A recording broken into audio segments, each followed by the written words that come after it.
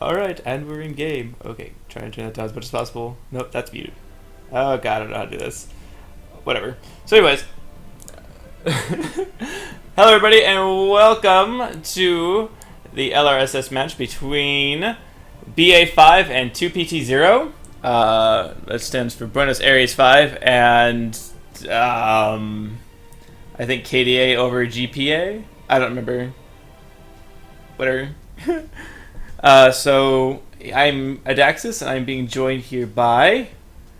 And I am Vertistrom here today. Unfortunately for the stream, my $120 SteelSeries headset just stopped working, so I will be using the mic on my laptop to help cast this game. Woohoo! I'm just gonna turn off the music because I can't hear things. Even though the stream is saying that it's not very loud, it looks really loud on my, or it sounds loud on my headset, so I can't hear. So anyways, blah blah blah. Blah blah blah. I don't know how loud my mic is either. It's actually looks like it's reading off the charts. I'm gonna turn it down a little bit. Okay, so there we go. So as we get into the game, we see Thresh, Mumu, Sejuani, Vi, Malphite.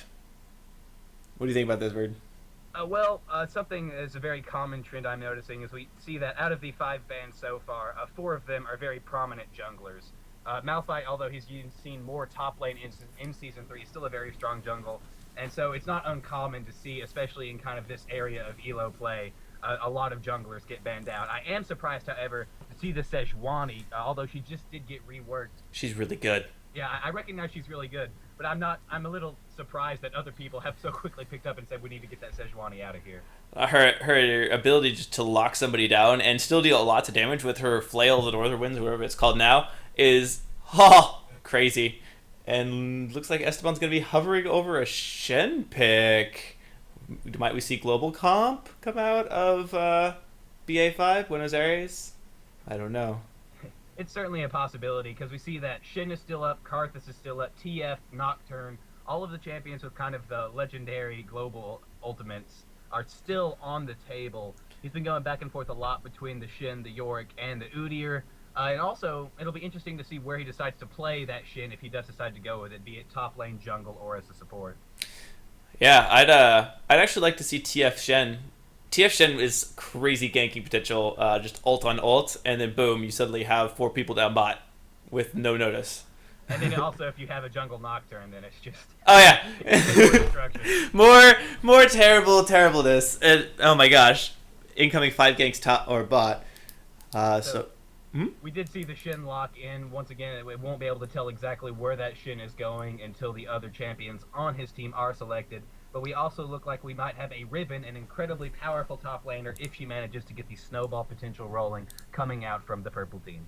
Yes, Riven also has some good power on top because she will be able to stop. If Shen is in lane, she has the power to stop. Shen's ultimate with 2 abilities, with her Broken Wings and her stun, her AoE stun, which I can't recall the name right now. Key strike. You just like sniping. Key strike. And we're going to see Ezreal also be picked up by Adult Chicken. Ezreal right now really popular with his blue Ezreal build, which is which emphasizes the slow power of Ezreal Lizard and Frozen Fist or Iceborne Gauntlet with cooldown reduction boots. So we'll see if he goes that or if he goes typical AD carry Ezreal. We'll see. And we also have the Lulu being locked in that will more likely than not be a support Lulu for the bot lane, meaning that Shin is either top lane or in the jungle, depending on where Cho'Gath decides to go. Cho'Gath, also a very prominent jungler thanks to the life sustain that he gets from his carnivore, but it looks like he might be locking in Nasus instead. With Nasus and Shin, that team will be incredibly tanky, and the combination between the Wither, although it recently got nerfed, and the Shin taunt means that, maybe even a Lee Sin, it does look like that blue team is going to have a lot of CC in order to handle the enemy team. I'm calling top Lulu. We're going Boy Boy style. Oh yeah. No, but he is hovering over the Nasus. Oh, Cho'Gath! Jungle Cho'Gath. Okay, well, Cho'Gath has good jungle potential. He has, of course, that heal every time he kills something. He just walks in and pops up. It's all pretty good. Let's see what's going on here.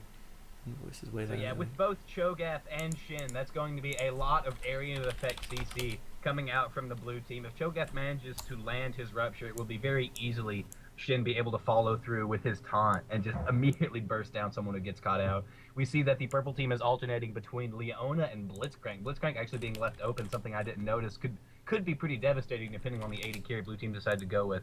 But it looks like they might go for the Ezreal-Leona bot lane combo. That is true. Ezreal-Leona puts out a lot of burst damage if you can blend it correctly. If you can proc all 3 pops of her sunlight when she dives in, that's some good burst potential. The damages. Oh god, the hooks! Hook City. The hooks! Oh, please tell me Blitz. Please tell me Blitzcrank. Do it. That would be insane. Okay, so we're gonna see Blitz. We're gonna see Blitz and TF. TF actually is gonna be really good to counter that global ult from Shen. You hurt me. It's okay. But this might actually leave Karthus open now. It would actually be really interesting. But it looks like we may see a hover over Diana. Diana would be a very strong pick against Twisted Fate. She might have some difficulties early on due to just the fact that Twisted Fate could easily just auto-attack her down really low. But once she hits level 6, that Twisted Fate needs to be careful. Yeah, that would be very devastating to see Twisted Fate...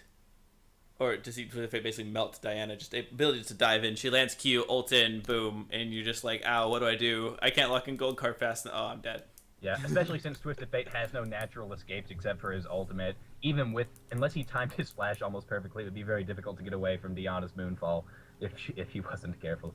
Yes. It's Diana. Diana? Diana. Like the regular name. Diana. Diana. Okay. Just a forewarning, you may notice if you read the stream comments, a lot of people complaining about how I pronounce champion names. It's Dinu. From now on, it's just Dinu. Dinu. Oh man, please pick Zach. That was exciting. I giggled for a second. It was good. I'd be happy to see Nautilus as well. Like I want 2 hooks. Yes, I like where you're going with this. Do it, Robert. Hook City. Or Hecarim. Pony is just too strong. So like, all 3 of those champions that Robert B.G. Chang has been hovering over, Hecarim, Zac, and Nautilus. Nautilus hasn't been seen as much, especially after he got nerfed pretty heavily after his release. But still, Hecarim and Zac are both incredibly powerful junglers. It depends, I guess, whether or not he wants to be able to have very fast early ganks with Hecarim, or just be a devastating disruptor late game with Zac. Looks like he might be blocking in the Pony. The Pony's also really good. I feel like they have, they actually have somewhat of an AoE comp. I mean, they have Riven with her Wind Slash, Ezreal ult, Hecarim ult. Twisted Fate kind of puts out some. And actually, I can take off the Summoner Hider, and we're actually going to see something really weird as soon as we see this, and it's going to be Twisted Fate with Clarity. What? What? What is Twisted Fate with Clarity? Ah, it's so awesome. I guess he doesn't want to run out of mana. Maybe he just doesn't have enough confidence. Maybe he's just going to spam a lot of spells early game until he gets his blue card leveled up to where he can actually sustain himself with it. I don't know. I don't know. I haven't seen Clarity in... Ages, yeah. Yeah, since Season 1. Something else to notice as well is that Shin did decide to go with the incredibly popular teleport top lane. So that's where a Twisted Fate is going to have a disadvantage, even though he does have his Destiny in order to help with wherever Shin decides to go. He can be there as well. But Shin is going to be I'm not sure exactly what words I'm supposed to use, but he'll be able to get back to lane using that teleport, whereas Twisted Fate will be able to do little more than give mana to his allies. Although... Oh, wait. We got baited. We got baited. Okay. He fooled us all. He did. He ended up picking Ignite. That's actually a misplay on my part, because I thought he locked in and I immediately unhided. I showed the summoners. Ah, so bad. That means they could have been ghosting. Oh no, ghosting. Oh no, ghosting. You ruined the game. I've ruined everything. Oh no, not to pick their step. I should just message them now. Game ruined. Restart. Restart. But no. So we've already kind of announced what we think is going to happen for Purple Team. What about Blue? I think Blue Team, especially after they hit level 6, is going to be their time to shine, basically. Mm-hmm. Because that'll be when Shin will have his ultimate up, will be able to pretty much insta-gank any lane at that point, especially if someone starts a fight. Diana will be very easily be able to just jump on that Twisted Fate if she hasn't fallen behind and just punch him in the face over and over again with that little crescent blade of hers. Cho'Gath Well, his level 6 won't be that much. That Feast will provide a very nice spike of damage if he decides to use it. But in my experience, most of the time, Cho'Gath waits until he gets all 6 stacks before he starts using them just for damage. And Caitlyn and Lulu, they both bot lanes have really strong fighting potential. I think that Blue's side will have an advantage unless someone gets pulled by Blitzcrank. Because if either Lulu or Caitlyn get hooked, they could go down incredibly fast, especially early on. So I think the bot lane will be entirely up to whether or not Blitzcrank can land those magic hooks of his. This is true. Of course, if Blitzcrank catches, I mean, Caitlyn has her escape, Lulu doesn't. So if he catches the Lulu, it's almost guaranteed that she's just gonna melt. I mean, unless she can get off a really good polymorph timing onto Ezreal, but usually when I get grabbed by a blitz, I'm like, get me out of here, get me out of here, fuck. So, but I think that's a pretty fair assessment. Riven really needs to try to get an early advantage on Shin if she can, because after that Shin starts to build armor, he will just be such a tanky monster that it will be incredibly difficult for her to snowball at that point. So she needs to pressure early, use the fact that Riven is Riven to his advantage in order to try to melt down that Shin, bully him, keep him from farming and stuff like that. And Hecarim as well is incredibly strong early on thanks to just the sheer move speed he has. We also notice he took Ghost instead of Flash, a very popular summoner spell choice on Hecarim. So he's going to be looking for those easy early ganks on Caitlyn, Lulu, Shin, or Diana if he can help it. He probably needs to try to focus, though, on either getting Riven fed or helping Twisted Fate shut down Diana early on. So one last thing, you see that Caitlyn took Barrier. How do you think that matches up against taking Cleanse with how much CC potential there is on the Purple team? Purple team does have a lot of CC. We see it coming out on the Blitzcrank. We see the CC coming out on the Twisted Fate with his gold card. There is a fair bit of CC there. I don't know if it's such a terrible idea, because Caitlyn has 650 attack range, the longest attack range in the game. Her objective is to be behind the other members of her team. So if she can help it, she's not going to get CC'd at all. The only reason I can think why going Barrier might be preferable to going Cleanse is that Riven's knockup, Blitzcrank's knockup, and his pull, as well as his silence, Hecarim's not back. Those are all abilities that can't be cleansed out of. Right. So even if she did go with Cleanse, she would only really be able to get out of the Riven stun, the Twisted Fate stun, or the Hecarim fear. Okay. So of the CC on the enemy team, there are only 3 abilities that Cleanse would actually help her get out of. So I'm not that surprised. Same with Ezreal as well, opting for the Barrier instead of the Cleanse. Like the Cho'Gath knockup and the Silence also would not be able to be cleansed out of. So I'm not surprised to see barriers coming out from both of the AD carries. But that does mean that blue team will have only 1 Ignite, which probably won't make that much of a difference, but it would be something to look out for.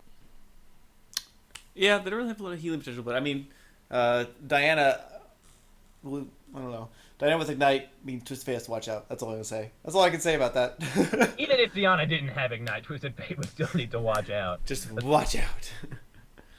He really needs to utilize his range early on and prevent that Diana from getting farmed while he can. And Ezreal taking Barrier, that's not too crazy. I mean, he has his Arcane Shift out. He has and Flash, so he can create 2 walls versus, if he's in the jungle, he can create 2 walls worth of distance pretty much instantly. If you really want to. And Caitlyn does have her 90 caliber net as well, so it's not like she's completely without an escape if she doesn't have her cleanse. That is true, and we are loaded into game. Let me take the time to do this and pop up the how do I do this? Here we go, and hide the HUD apparently because I'm bad. There we go. So bad. I'm sorry. I don't mean to be bad. It just happens. Okay, so we do see some of these starting items coming out. Blitzcrank obviously already picked up the Rocket Grab as his first ability. I'm curious to see whether or not they will go for the Invade. With the Blitzcrank, they obviously have a bit of an advantage on the Invade if he can manage to hook somebody. Twisted Fate went for pick a card first, so he could get a stun off as well. Looks like Hecarim is setting up, and Purple might be going for an invade onto Cho'Gath's blue. Yeah, I would definitely see this Blitz over the blue. If I were blue team, I would be sending everybody bot. I don't really understand. I was just like, Cho'Gath is going to get stunned here by the gold card. He has to be forced to burn Flash, doing some really good damage. He's definitely be forced to back here. Purple team basically has free reign if they really wanted the purple, or the purple. If they want the purple buff, the blue buff at this point. They're getting Baron at 1 minute? They are 1 minute Barons. A new meta. But if you do notice, it looks like that Caitlyn and Lulu are actually setting up near top. So it looks like we may see a lane swap coming up from blue team. Probably not surprising. I mean, Riven does have, or actually, Shen does have good 2v1 potential. So they just want to shut down that Riven as much as possible. Looks like they aren't going to go for the blitz hook over the wall. Everyone's just going to go down back to their respective lanes. Riven is going to wait in that top bush to see if whoever her lane opponent is going to come up into her lane. But she's probably going to back out pretty quick. And something I kind of find interesting is Riven decided to start with a rejuvenation bead along with her health potions and sight wards. Something I've been interested about is how these top lane champions who, used to go 9-pot 2 sight wards for that ridiculous sustain are going to adjust to the new limitations of how many health potions you can carry. So it'll be interesting to see what Riven decides to build that rejuvenation bead into later on in the game. Actually, it's kind of interesting because I've been watching a little bit of the Riven NA tournament that's been going on, kind of side by side this. And it's actually not too uncommon of a pick. I mean, you got people like How picking it. It's really, really interesting. They'll go like double rejuve bead and just be like, yeah, I'm just going to out heal or out sustain anything you do. So we're probably set into an Emblem of Valor into something that builds from that. I don't know. That's what we saw them going into, but we'll see. So an Aegis or more likely a Locket would be my guess as to what she would decide to build that rejuvenation bead into later on. Probably gives that good diving potential and just overall tankiness. But man, this poor Riven's just getting chunked up here up top by Lulu and Kate. I forgot to mention earlier on that Lulu Kate is a ridiculous lane combination. They have so much code between them. It's with range as well, that especially in a 2v1 lane, it wouldn't surprise me at all to see them take this turret incredibly quickly top lane.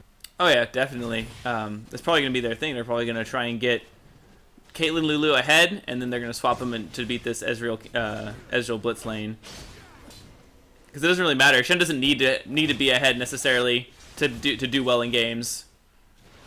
But Kate does. I mean, Kate's influence is much larger. Of course, it's kind of a loaded question because every champion is better if they have farm, but Kate especially. Oh wow! Actually, first blood is gonna come. I was even like, I didn't think she was gonna stay. I didn't comment on that. Oh my gosh! Kate just ended up just poking Riven down. Riven staying just a little bit over her limit, I guess. As yeah, she just got taken down by Lulu and Kate's poke damage. That was insane. I don't know if she got creep blocked or what. We do see Hecarim coming up top to see maybe if he can hold off this lane or maybe make something happen. Not sure. No, he's just gonna back in the bush. Yeah, I'm sad to say I've been a victim to that exact same combination right there on more than one occasion. That Caitlyn Lulu, the amount of damage they do so quickly is you don't expect it to be as high as it is early levels. And Riven did stay too long. She just wanted to clear out the wait and was probably going to go back after that. But just a couple extra seconds and the Piltover Peacemaker and the Glitter Lance were too much, and Riven just melted, giving away an easy first blood. Lulu actually picked up the kill. It was Lulu, you're right. Oh, and then we already see a pause come out. Let's see, how do I do this? And there we go. All right. So, well, I mean, even this early in the game, Caitlyn and Lulu having an advantage, they could probably really push down that turret. I can't actually move the screen any at all. But anyways, you can actually resume in. Ha! Ha! Ha! Ha! Indubitably. So, Caitlyn already having that advantage is pretty devastating. Like, Riven's gonna have to basically like mind her P's and Q's until they're out of this lane, because that's insanity. I don't know. Caitlyn having damage, she can just poke from forever away, and it's just gonna hurt so much. I can't even put into words how much it's gonna hurt. It's a pain. It's a pain. But, go ahead. But basically, it does seem like Riven is having some trouble. She's doing her very best to farm, but actually doing a pretty decent job harassing back. But if she's not careful, like 2v1, even if it was against Caitlyn Lulu, it's still difficult to do, especially if you're trying to out-trade damage-wise. It wouldn't surprise me, though, if Caitlyn and Lulu, instead of pushing that advantage, just went straight for the tower and then transitioned bot lane afterwards. And down bottom, we see Shen asking for assistance. And we see purple team turret actually going down. Hecarim is going to come in, and he's going to... Oh, no, please don't do this direct to camera. Don't do this. All right, so we are going to see it. The exhaust going onto Hecarim as they valiantly try to get away. Lulu actually being forced to blow flash. Riven blows flash, but actually misses the key strike. And Riven's gonna actually use her Broken Wings to get on her. He's gonna get Lulu really low. The Ignite goes down, but Caitlin's actually gonna chunk her down with her auto attack and actually get her down to 0. But here's Cho'Gath right here. Gonna try and silence and pick up on this Hecarim. Caitlyn was just throwing down her auto attack. Cho'Gath has red. They're both really slowed by it. They're gonna chase into the jungle. Actually, they're not gonna chase Hecarim. They're bouncing around. They don't know what they're gonna do. Oh, it's so close. Oh, Robert BJ Chang is so low. He has a ward there. Why does he keep going back in? No, why would you do this? Oh, man. Oh, she's getting low. Try to catch him buying. Huh? What's going on here? I don't even know. YOLO pony.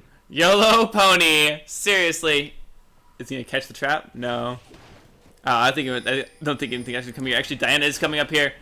Pony could be in a bit of spot trouble. Diana can get him. She is level 6, actually. Ooh. The chase is on. Not sure what's going to happen here. Nope. Diana, they're all just going to back off. Finally, and go their separate ways. Holy moly. That was a long engagement. I think that may have actually been a slight misplay on Plugged In's part. They did do a very good job. Hecarim going in after Plugged In already backed off somewhat, managed to burn 2 flashes. I don't think Riven should have started the chase. She was too far away, even if she had managed to The hook landing in onto Shen. He's actually going to take it really low, being forced below Flash. Ezreal not having enough mana. Oh, he should not live level 6 yet. Wow, okay. It looks like we are going to see the lane swap back to normal. Sorry, go ahead. Just as I predicted. But are you okay, Dex? I'm fine. Go ahead. So anyway, as I was saying, it didn't surprise me at all to see the Lulu and Caitlyn go bot lane. All they really wanted was the turret. I do think Riven did overstay her welcome a little bit top lane. Should have just let it go, having burned both the flashes instead of using her own and diving under the tower, giving another kill to the enemy team. But now that top turret is down and Shin will be heading top as well, Riven needs to try and get back some of the advantage she lost. She has managed to outfarm Shin up to this point, but has given away 2 deaths against the enemy team. So how much of an outfarm was it? It was an outfarm of approximately 8 minions. Indubitably. So again, we see Caitlyn having picked up a BF sword pretty early. That's pretty insane. Oh my gosh, actually, wow! It happened again! Ezreal just got destroyed by the Glitterlance Piltover Peacemaker combo. I just can't predict these. I didn't think he was gonna die! What's even more amazing about that one is that Lulu actually used her health picks on an enemy minion so that she could cast the Glitter Lance in order to hit Ezreal. That was incredibly impressive. A lot of damage out of nowhere. So we see a little bit of a skirmish going on mid as Diana and TF are going to trade, but I just want to look down bottom at Lulu one more time. She is actually leveling Glitter Lance first, which I guess is somewhat common practice if you want to go super poke lane. I mean, oh, actually we see Diana going in onto TF. She's going in double twice. She's going to pop Ignite. TF's going to try and pick a card valiantly, but is going to die. Hecarim actually is going to blow his ult over here on Diana. Diana's getting really low. He's going to try and stick onto her, but here's Cho'Gath to try and fend that off. And he's actually going to mix the Rupture as Diana actually gets Shen ulted in. She backs up a little bit, maybe a little misplay right there. As maybe having Shen close to the fight could have helped to engage, but we see Hecarim ghosting in to try and pick up Diana, but is going to be forced to back out because of Shen's presence and the 4 mid, of course. Hecarim really wants to help out there, but Diana is very naturally tanky, being one of the melee AP casters. In addition to having that shield, is very difficult to burst down. And Hecarim, considering he's dealt no damage yet, probably doesn't have what's necessary in order to poke her down. Is low health as she was, realizes that, and decides to back out after burning the Shin ultimate. Yes, yes. Yes. Yes! Alright, so we see blue team going to probably go in to push on this turret, put a little damage on it. It is not damaged at all. I am a liar. Hate me. I mean, it's technically damaged. It is damaged by like 1 health. Yeah, well, like 20%. But. Same thing. That means that it has 5 health. Total. Okay, good to know. So we take a look at gold advantage, which is X. Okay, there we go. We do see that Diana has a bit of a lead on. Actually, if we look at all of them, everybody has a bit of a lead. Especially Lulu has doubled Blitz's gold. That's insane. Well, it does help that Lulu has 2 kills, 1 assist, and 2 GP10s. And first blood. Mm-hmm. And when Blitzcrank has not even picked up a Philo Stone yet. That is true. Actually, looks like he may have started Thorn's Shield first, which is a very odd choice coming up from Blitzcrank, if you ask my humble opinion. I agree. As a god hand myself, I'd like to. I wouldn't start a Doran's blade or shield. Same thing. See, I don't even know what the item is. I don't ever see it. it's so boring. What is that? We are gonna see Hecarim coming in onto Diana, and he is gonna get gold carded. She is gonna get gold carded. Oh, he's gonna pop ult over the wall, going completely hyphy, and the flash is gonna come in as well as the gold card, and Diana being able to pick her up. But here's Cho'Gath right here, is gonna get slowed by the red buff and the red card. Actually knocking Hecarim up, but he's gonna get really low. He's ignited. He's get the last hit, and it's gonna be a double kill for Twisted Fate. Actually, the first 2 kills for the purple team, that was actually a clutch gold card on Twisted Fate. That Cho'Gath was very, very close to just finishing off that Hecarim, but Hecarim managed to get into the bush before the rupture landed. TF locked in that gold card at just the right time and got his team the first 2 kills of the game, kills they desperately needed. Most desperately. Yes. Yes, correct. So, oh, the TF ult is gonna come out. Lulu is caught a little bit cut out here. The ult is gonna come in on top of her. She's gonna end up popping ult on herself. The sign's gonna come out from Blitz as she starts to flash away, and here comes Hecarim in onto her. She is gonna be picked up quite easily, and this could be a dragon for blue team. Yeah, that was actually very, very close on Hecarim's part. He knocked the Lulu right out of the Blitzcrank grab, so they are very lucky that he managed to get that kill. Otherwise, his team would likely have been raging at him. Yes, yes. Yes. Yes. So we see, Blitzcrank's in a trap. He's gonna get dived on, but he actually ends up flashing out. But Diana, with her double ultimate, is gonna come in and pick him up. And we see Diana coming in. The ignite goes in onto Ezreal. Stop going away. Direct to camera. I hate you. She's actually going. Ezreal's gonna arcade shift away. She doesn't look like she'll be able to follow up on this. Especially after missing the Q. She's gonna be forced to back out. Ezreal very fortunate there, had just enough mana to arcane shift away when it came off of cooldown, and also very fortunate that Blitzcrank, after burning his flash, caused Diana to have to use her ultimate when she did not have Moonlight on him, so that she had to wait for the cooldown and was unable to jump on him again. Yes. Yes. Ah, you're making me go insane. Oh, actually, Hecarim gonna catch Diana out here. Diana trying to steal the purple side blue. It's just gonna be forced to back off again as we see blue side making an attempt on dragon.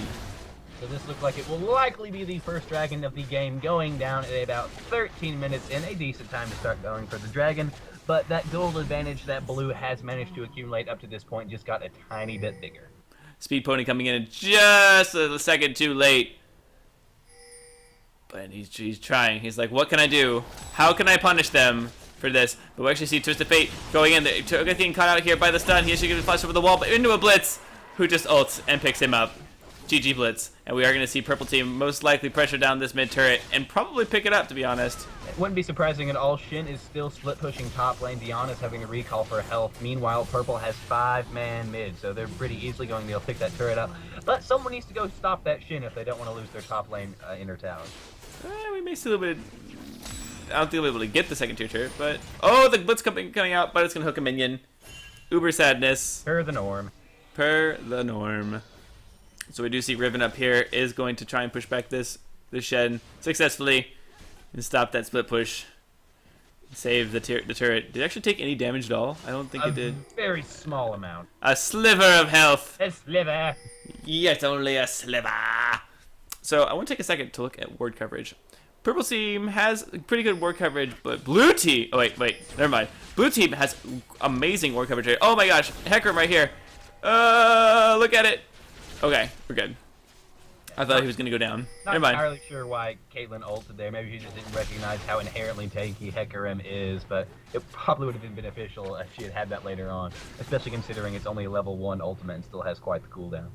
Yes, I agree. But she is level... Oh, she's only level 9, so she's still 2 levels for having that second level up. So, yeah, that does put her at... What is the cooldown on that? 90 seconds. Holy cow. So she has about another 60 seconds on that cooldown before she can use it again. Riven up in top bush. Don't know what she wants. She's patiently waiting for something. So you were talking about wards earlier. I was talking about ward coverage and how good Blue's ward coverage looks. Like, they have really good ward coverage.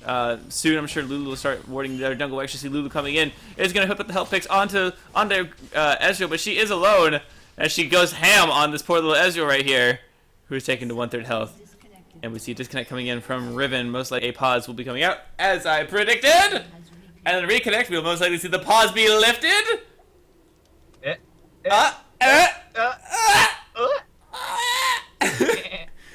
now you're goat. What else is new? Alright, let's look at CS. Alright. Caitlyn is really beating Ezreal, and Twisted Fate is really beating Diana. They're both pretty equal in kills, Twisted Fate having 2 assists up on Diana. Lulu is absolutely smashing Blitz with the 3-2. At CS, that is. Get it together, Blitz! Come on, she has like 50% more than you do. I know, right? Seriously! That's a ridiculous amount right there. But we also noticed that Shin and Riven are very close in CS. That being said, Riven has died twice, so she's doing a pretty good job CSing despite the amount of time that she has spent being not alive. Yes, quite. Yes. So we do see Shen having his Sunfire Cape already. Probably gonna see that turn to Ninja Tabby with the cloth of the boots. Actually, here comes the play resuming as Hecarim is taking red. And so just taking a look at items as well, we can see that Caitlyn has already finished her Bloodthirster, whereas Ezreal is going for an early Blade of the Ruined King. An interesting choice on Ezreal. I know that having that additional spike of damage on his Mystic Shot can be helpful. I'm still not convinced it is the wisest choice on him, but I will also don't play Ezreal, so what do I know? Another ace in the hole coming out for poke onto Twisted Fate. Once again, that's level 1 ult. Very long cooldown. Still did a fair bit of damage, though.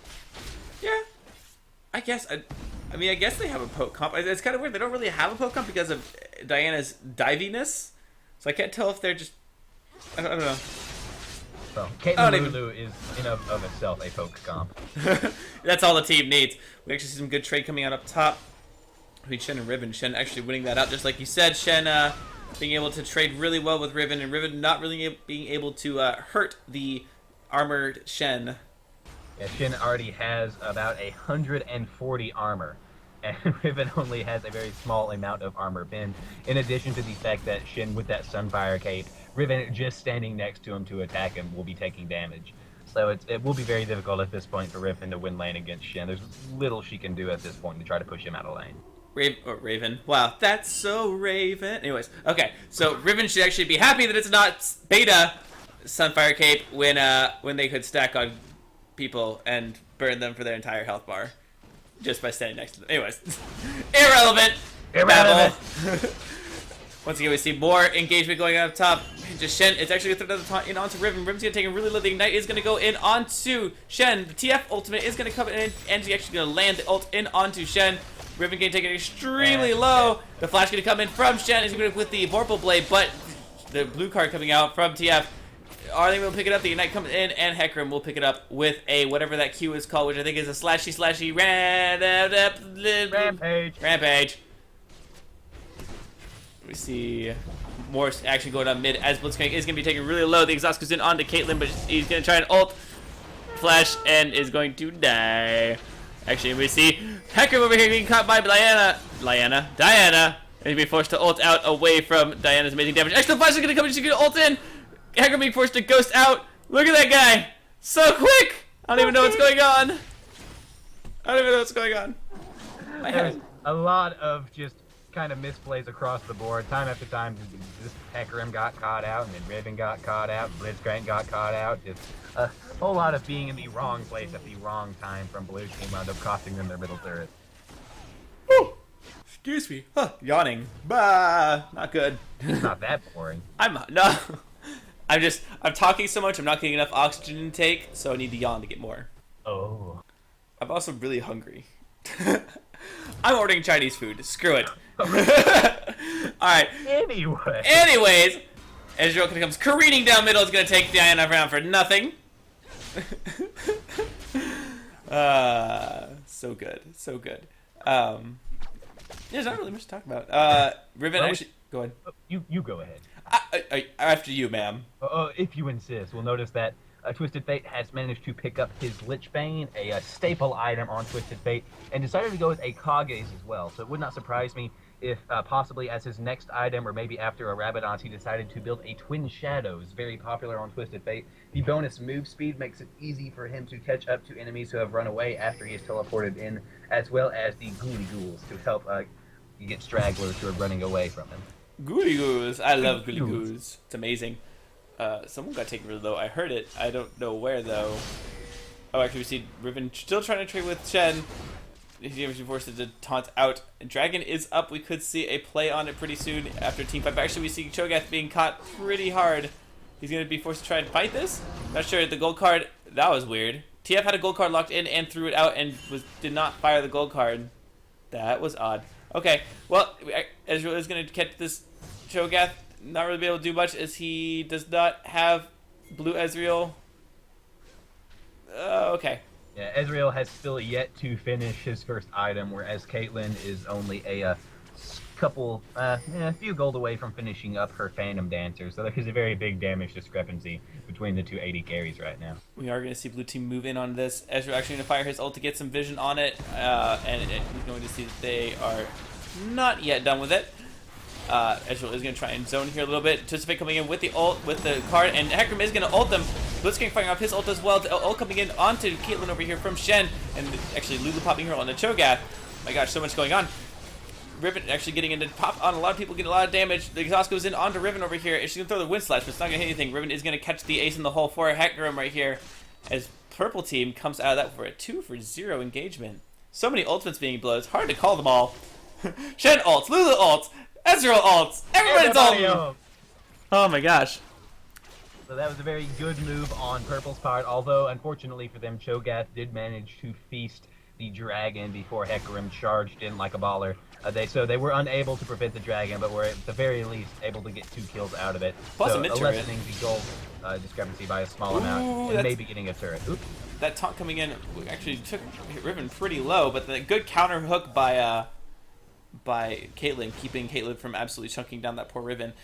So yeah, I'd say 2 kills and a turret is most definitely worth a dragon. I think it's a great trade. Good on purple team. Yes. Yes. And we'll also notice that Riven did, after she lost the earlier fight, has finally managed to pick up a BF sword. So the amount of damage she's doing right now is a lot higher than it was earlier on. Probably going to build that into a Bloodthirster soon. Oh yeah, she definitely has the money to go do it if she backs right now. So we expect that probably after this creep wave's done, being killed. We do see Ezreal picking up his Bork right now, and a health crystal. Yeah, bat time. And that'll be really effective against Shen, who is building basically health. I'm guessing, I don't even know what his building he has. He has a giant spell plus a bead plus a. I guess he's gonna be a locked Iron Solari, but I guess that giant spell may turn into a Warmogs. I'm not sure. Yeah, the giant spell and the rejuve bead, could go into a Warmogs. The Emblem of Valor. Actually, Cho'Gath already has an Aegis, so it will more likely than not go into a Locket. Did I say Aegis? Cho'Gath has Aegis. No, did I say that he was gonna build Aegis? I thought I said Locket. No, you said Locket. I was thinking Aegis, and I saw Cho'Gath had one. Oh, okay. I was like, oh no! Did I say the wrong thing? What we have here is a failure to communicate. Oh no! That's what loses games. So something else kind of interesting is blue team this entire game, as you mentioned, has been doing an excellent job warding, but no one on their team has a sight stone.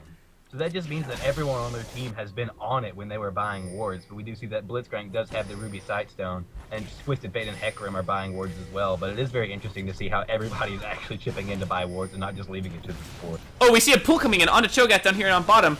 Ezreal, Cho'Gath, and Blitz, or Ezreal, Hecarim and Blitz onto Cho'Gath. But they're not going to be able to dive that quite yet. There's a Diana there. They're kind of scared of Diana's damage, I'm guessing. Actually, the slow coming in on Cho'Gath. He's pretty tanky at this point. The Rupture comes in and knocks Hecarim up. Diana trying to chunk them down with her Q.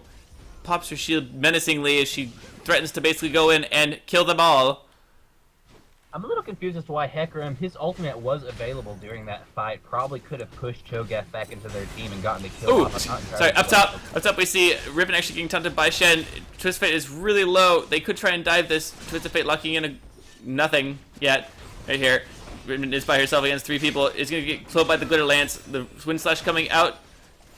And blue team might be able to pick up a second turret. Nope, no minions. Yep. That being said, both Riven and Twisted Fate are extremely low, so if Ezreal and Blitzcrank don't get there soon, they could take that turret. Looks like Hecarim maybe trying to catch them out, but even so, it would be a 2v3 right now. They probably want to stay away from that blue team as long as they can at this point. Yeah, most definitely. Shen taunting the bush, thinking that Hecarim might be in there. Not so. Not so, my friend. So we look at Caitlyn. Despite how early of a lead she had, she went for a Bloodthirster first, and then Phantom Dancer. What do you think Bloodthirster over IE for Caitlyn? The only reason I can think of going for a Bloodthirster before an IE on Caitlyn is that she was aiming less for the just constant auto attack damage and more for using her Piltover Peacemaker and her Ace in the Hole for like the poke and damage, and also wanting to be able to stay in lane. So it's possible that she recognized that that she had the advantage, and instead of wanting to just try to get kills, wanted to use that Bloodthirster to prevent Ezreal from getting any further by constantly staying in lane. And of course, looks like she is heading for that last Whisper right now as well. She is 1v3ing against Blitzcrank, Ezreal, and Twisted Fate. Oh, Blitzcrank, don't chase. Don't chase Blitz. It's bad for your health.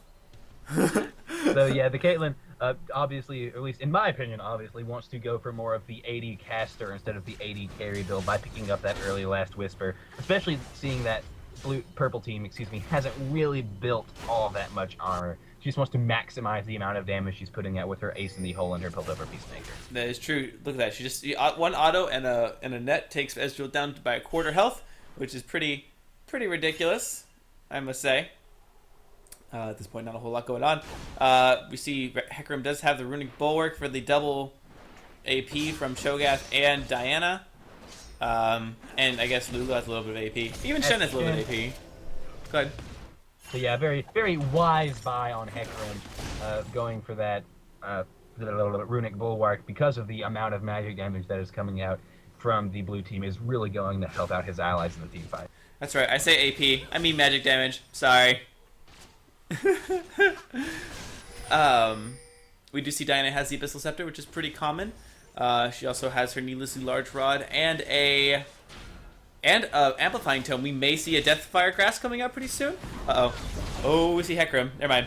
We see Hecarim going in, and we're actually going to see Ezreal coming out. The Blitz Hook does come in onto Cho'Gath, who gets promptly Shen ulted. Purple blue team wants to engage now. They have all 5 here. The Rupture is going to come in onto Blitz. He's going to take it really low. Hecarim is going to actually fail the ult over the wall, and Lulu is going to end up ulting herself. The exhaust coming in onto Riven. Riven's going to be able to pick up this Cho'Gath right here, as Shen is kind of caught out between 3 right here. And kind of low. Shen actually flashes away after taunting. Diana also really low. Blue team is just so low, not really able to do much over here. And that would be a 1-for-2 trade. And I lied. Lulu did not ult herself. She ulted Caitlyn. I saw that wrong. Oh, Hecarim's going to charge in and try and get... The Shen apparently is the one they want to go for. The Shen taunt is going to go off. And is going to try and keep it off. This would be really bad if purple engages for too long, because even though they're low health, there's still 4 people. Ooh, Ezreal could get cut out here. Ooh. Yeah, Ezreal needs to be incredibly careful because he has no mana. Oh, Shen is actually going to get sped up as he goes in for the taunt onto Ezreal right here. Is going to get some good damage, but Shen is still incredibly low. Ezreal being forced to flash out the shield is making him still incredibly tanky with that armor damage. I'm missing something completely awesome over here, as Shen is able to pick him up. I thought that was really cool, but apparently... So they were able to pick up the 3 stragglers. Not really quite worth it.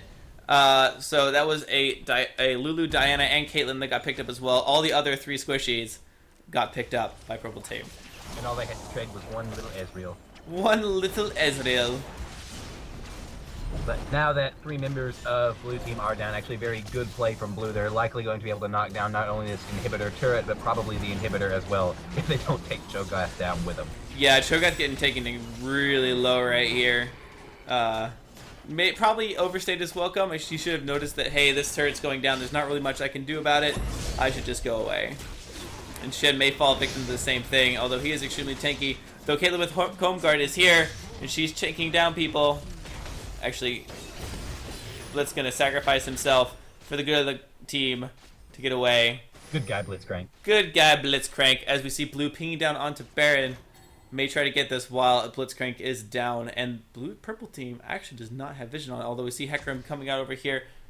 He does know that they're in the vicinity now. Ping's coming down from purple to try and contest this. Yeah, Purple needs to respond very quickly if they want to prevent the enemy team from getting that Baron. Although Caitlyn is only 2 items at this point, she still puts out a lot of damage. It does look like they're going to have to back off. They actually are going in onto Hecarim right here. It's going to take a lot of damage, but wow. He actually just demolishes poor Diana here. Shen going to take it really low as well. The gold card comes out to stun him. He's going to get taken out as well. Purple could counter Baron. Well, they don't even know if they need to. No, because they have bottom pushing up on the turret just like they're pinging. Dragon is up. It's a much safer objective. There's... Yeah, wow. I don't know what to say. They lost 3 right there. It was a 3v4, and the blue team lost 3 members.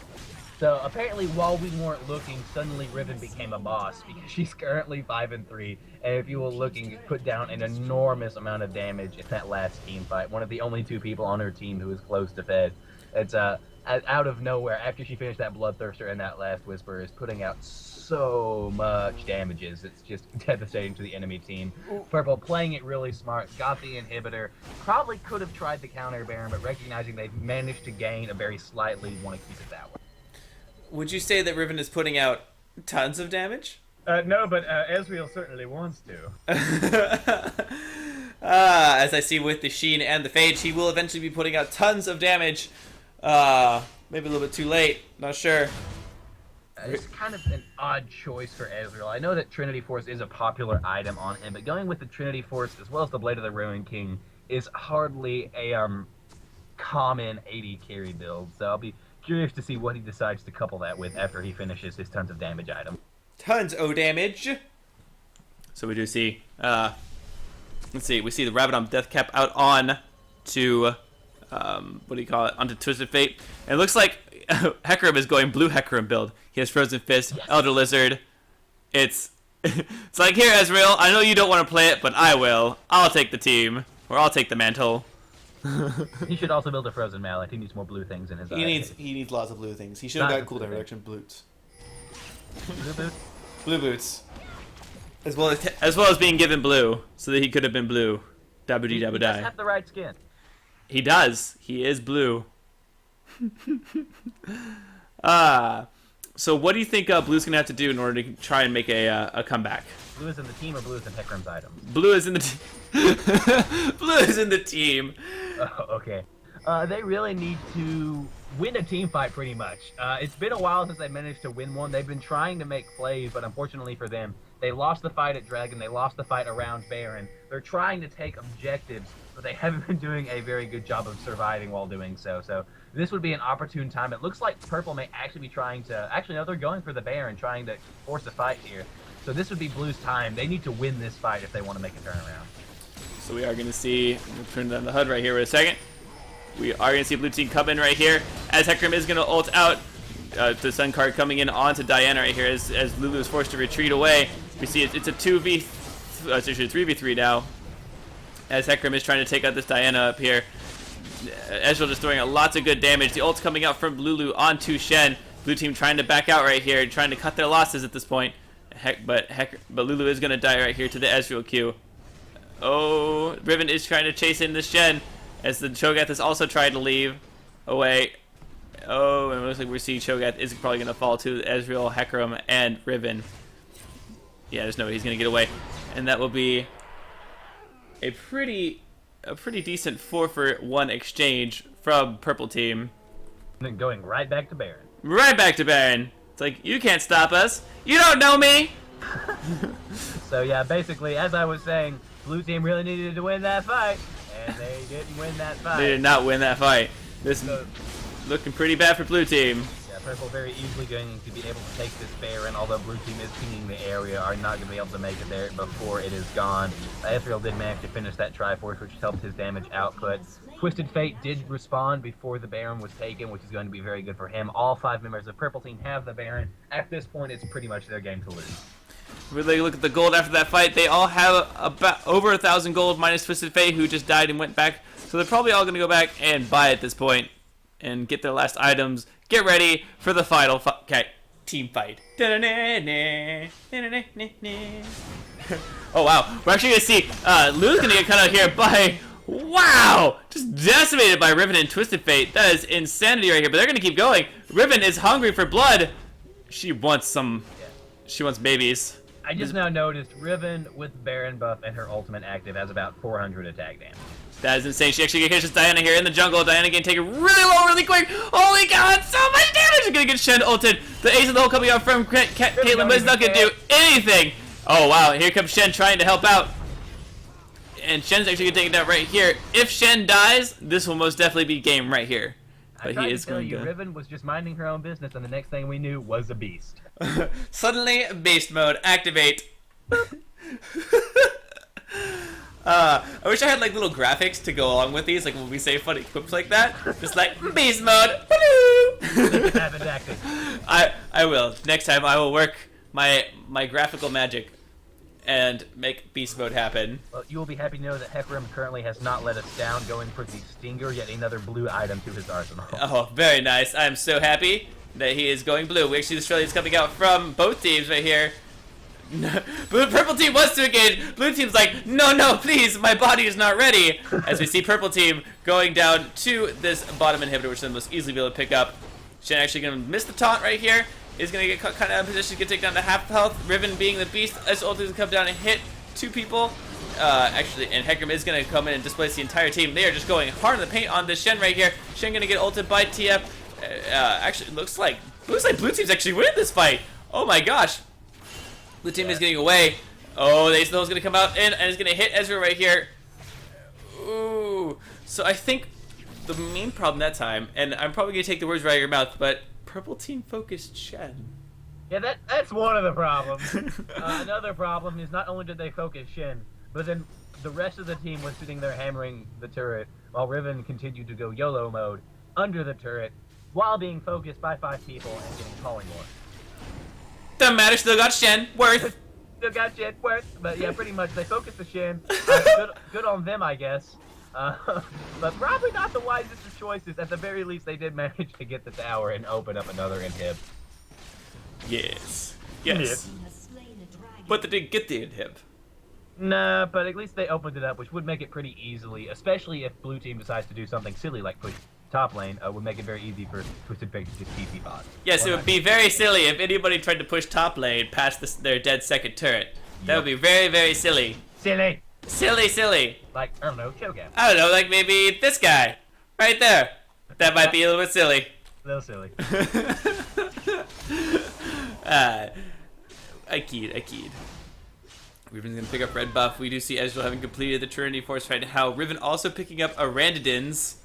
So she's gonna be especially tanking. And Twisted Fate having picked up a Guardian's Angel.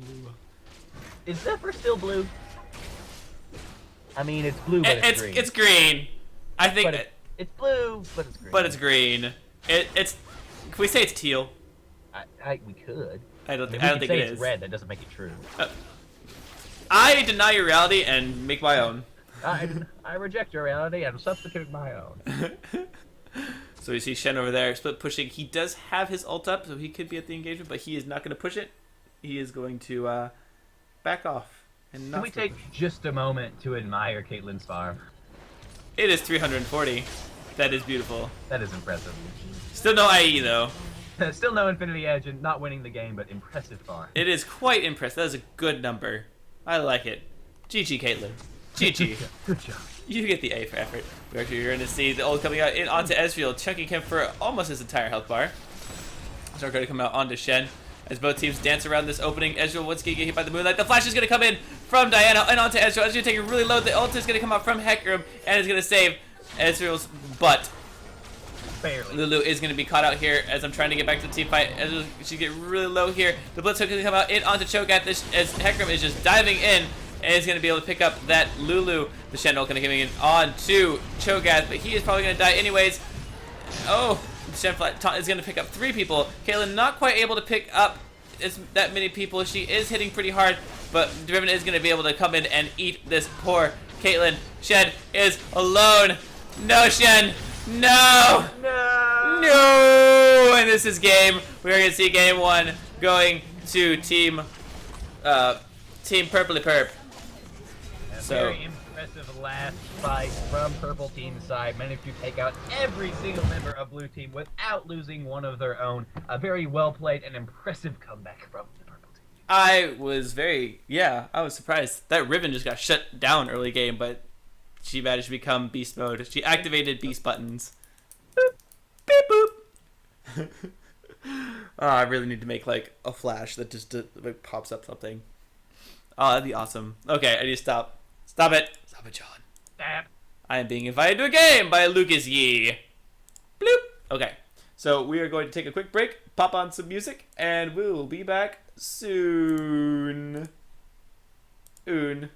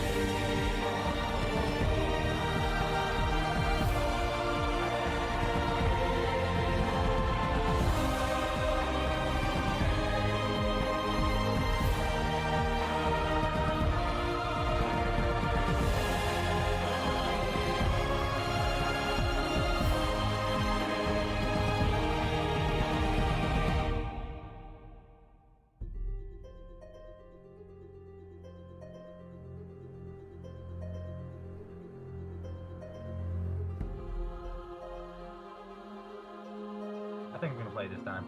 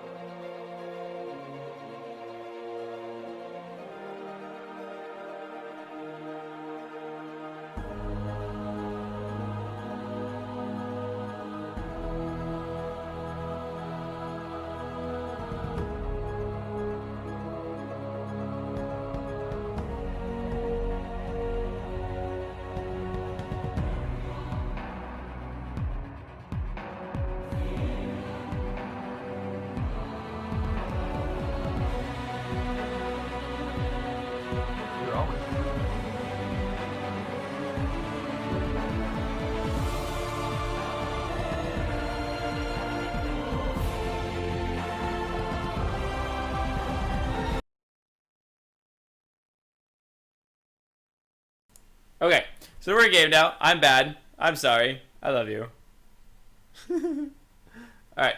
Wait, did I unmute myself? I did. Alright, so, hello everybody! Welcome to game 2 of the LRSS match between BA5, Buenos Aires 5 versus 2PTO, which is GPA or KDA over GPA.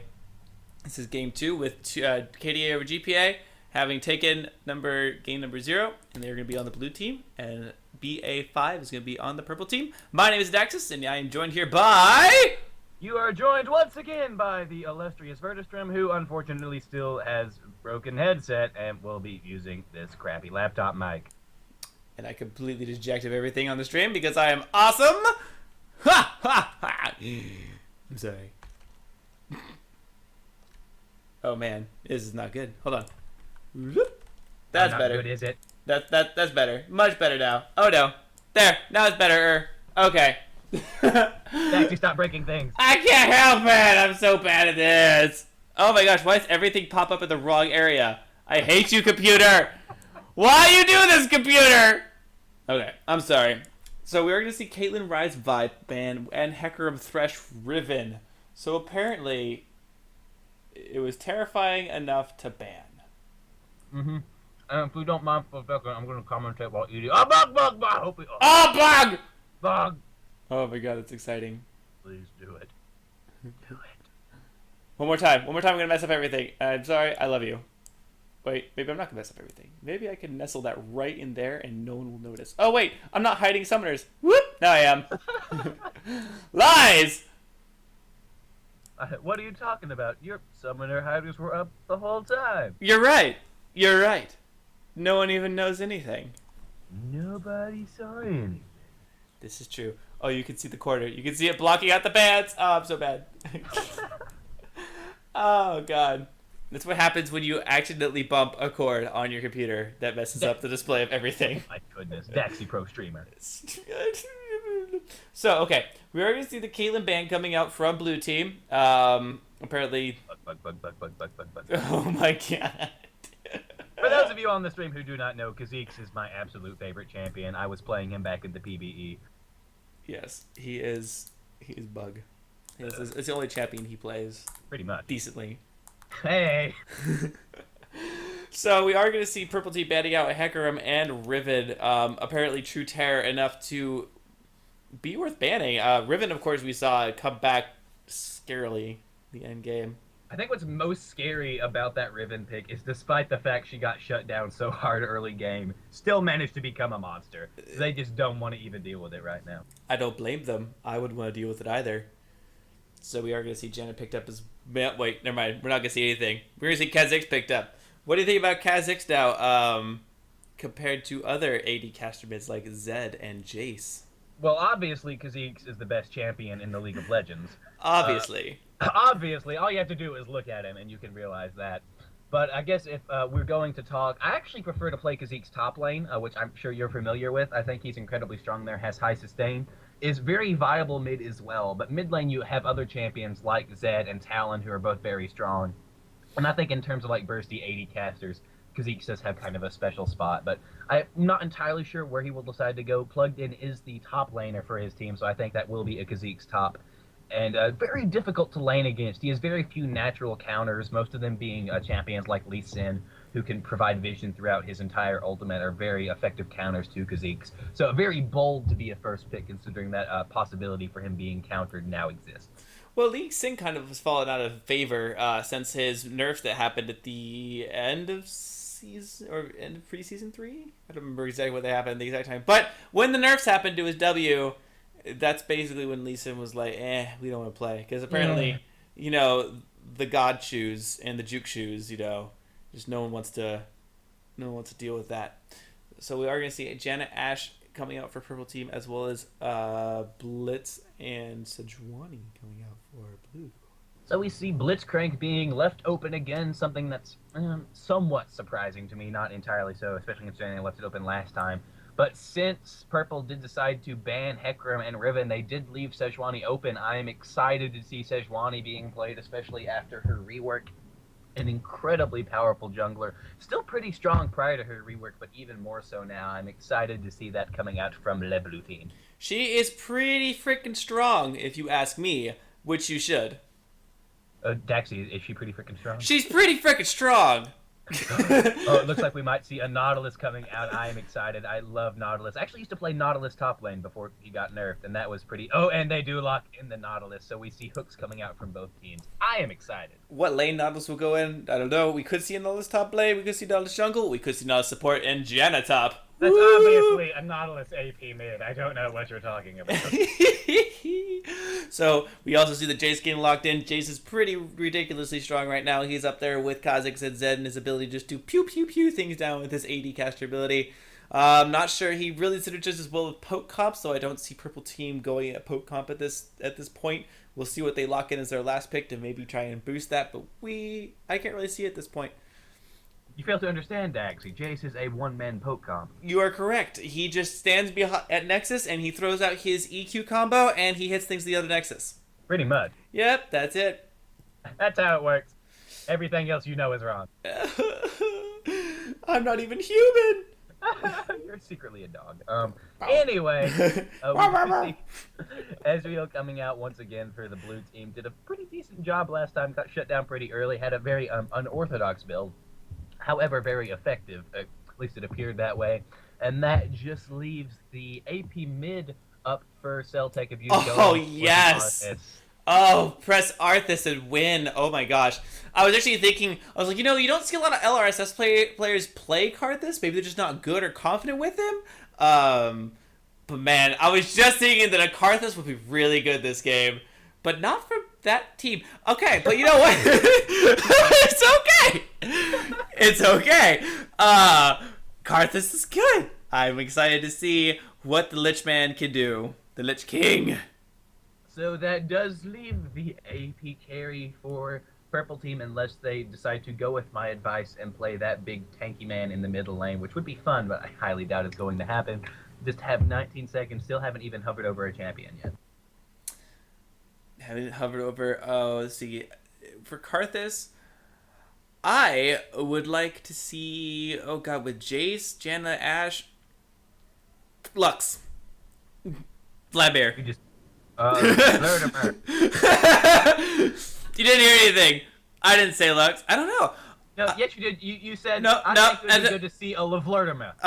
It's exact. Yes. That's exactly. Lavlard. Lavlerderma. Lavlerksamer. I wanted to see Lux. I thought Lux would have been really good. I don't know. More global presence. I don't know. Poke is good. Anyways, but we do have a Vladimir pick. So that would make this an engage comp. Which, I mean, if it wasn't already ready between the Nautilus and Ashe. The arrows of death. All right, analyze time. Can I have first go? Go for it. Okay, so just looking initially at the two team comps, I would once again have to put my favor towards the blue team, not only because they have the best champion in the league on their team, but if Blitzcrank manages to land a hook, that will obviously be devastating for a purple team. Sejuani, an incredibly strong jungler, is going to be able to lock down any enemy champion she can get onto. Karthus doesn't have to do anything but press R in order to get kills. And with Ezreal's already shown, although he does have kind of an unorthodox way of building Ezreal, still very effective at him. The Vladimir versus a Karthus is an interesting pick. I can see why. Being able to pool and dodge that Requiem is very good for his lane. I'm just not sure how much help Vladimir is going to be for his entire team. His ultimate is very strong, but I'm just not convinced the purple team has the area of effect damage in order to capitalize on that Vladimir Hemoplague. Well, yes, I agree with that. Because I was looking again at the team comp. Because I was thinking Jace, he applies a lot of damage with his Q. Enough to but that's just not everything. If he goes in there and starts smashing, if he goes hammer mode and decides to just go dunking, which by the way, I need to unhide the summoner icon so people see bloop. Alright. If he does go dunking, he could deal a lot of damage, but that would also require him to get really fed really early. And also jump into the enemy team. Ooh, Karthus took exhaust. Well, yes. Okay, I'm just thinking. We actually, you know what? I'm gonna call it. Vladimir's going top, and Jason's going mid. Oh, I'm just saying. my. I am just saying. It won't be enough, Bug too strong. Bug too strong. So yeah, it would not surprise me. Kha'Zix does have, actually in my experience, Kha'Zix does have some difficulty with Jace because Jace is annoying as heck. So it wouldn't surprise me to see either way go. If Vladimir does go top, he will need to watch out because a lot of people underestimate that how powerful Kha'Zix is even before getting his evolution points. So you're turning into Bug. Yeah, maybe Bug. Change is good. That's so corny, but so good. So yeah, if Vladimir does go top, he needs to watch out for the OP-ness that is Bug.